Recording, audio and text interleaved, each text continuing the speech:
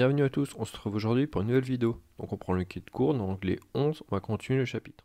Donc on est toujours dans les aires, et cette fois on va s'intéresser à l'aire d'un triangle.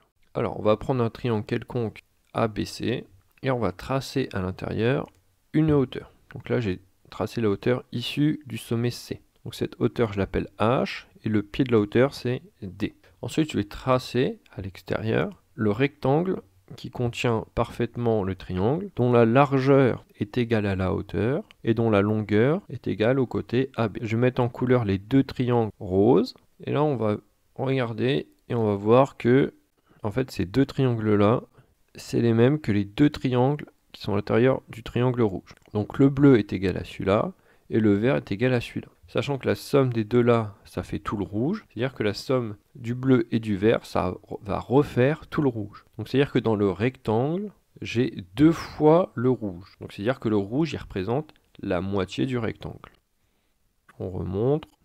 Le rouge, c'est la moitié du rectangle. Donc c'est-à-dire que si je prends deux fois le triangle rouge, que j'en découpe un pour faire les côtés, pour faire les triangles bleus et verts, et que je les dispose de manière à faire un rectangle, mon rectangle va être deux fois plus grand que le triangle rouge. Je sais que l'aire du triangle, ça va être la moitié de l'aire du rectangle. Est-ce que je sais calculer l'aire du rectangle? Oui, on l'a fait dans une vidéo précédente. Ça va être la longueur, donc la AB, fois la largeur. Mais la largeur, elle n'est pas donnée, mais on a dit que la largeur, c'était la même que la hauteur. En fait, la largeur, c'est la hauteur H. L'aire du rectangle, c'est la base fois la hauteur.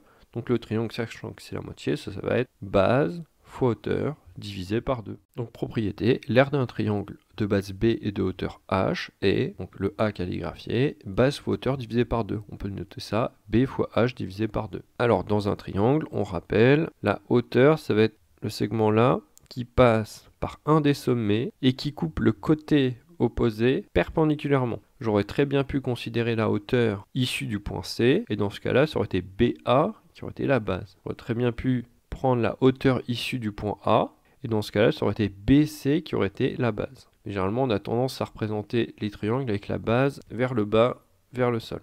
Alors quand tu appliques la formule, il faut bien repérer qui est la hauteur et qui est la base. Alors attention, une hauteur peut être à l'extérieur du triangle. Là, j'avais un triangle acutangle, tous les angles étaient aigus, donc la hauteur est à l'intérieur. Là, mon angle il est obtus, donc la hauteur elle est à l'extérieur. Ça change rien, on fait quand même la base fois la hauteur divisé par 2. Alors exemple, calculer l'aire des triangles suivants. Alors j'ai un triangle, toutes les longueurs sont données avec une hauteur, et je veux calculer l'aire, donc c'est-à-dire la surface à l'intérieur. Première étape, je note ma formule, la formule que je vais utiliser, donc base fois hauteur divisé par 2. Deuxième étape, je remplace avec les informations que j'ai dans l'énoncé. La base, c'est ici, on voit que ça fait 15. La hauteur, elle est donnée, ça fait 8,32. Donc 15 cm fois 8,32 cm divisé par 2. Et là, c'est comme tu veux. Soit tu fais d'abord la multiplication, donc 124,8 cm². 15 fois 8,32, ça fait 124,8. Et centimètre fois centimètre, ça fait centimètre carré. Soit tu fais juste la multiplication, soit tu commences par une division et après tu refais l'autre multiplication, ou si tu n'as pas envie de te fatiguer, tu rentres tout d'un coup dans la calculatrice et tu donnes directement le résultat final. Moins il y a d'étapes, moins il y a de chances de se tromper.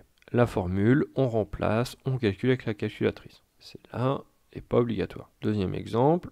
Donc on a un autre triangle. Première étape, je note la formule. Deuxième étape, je remplace avec les informations que j'ai dans l'énoncé. 15 cm, on le voit ici, c'est la base. La hauteur 8,66, on le voit ici. Donc on a remplacé, on calcule. Donc pareil, soit tu mets la première multiplication, soit tu la mets pas. Moi je te conseille de tout rentrer dans la calculatrice et de passer directement au résultat final. Attention aux unités, des centimètres fois des centimètres fait des centimètres carrés. Quand tu finis ton calcul, contrôle bien tes unités. Si ici tu as dit que c'était une aire, il faut que de l'autre côté il y ait des unités des aires. Je ne peux pas avoir d'unité de longueur.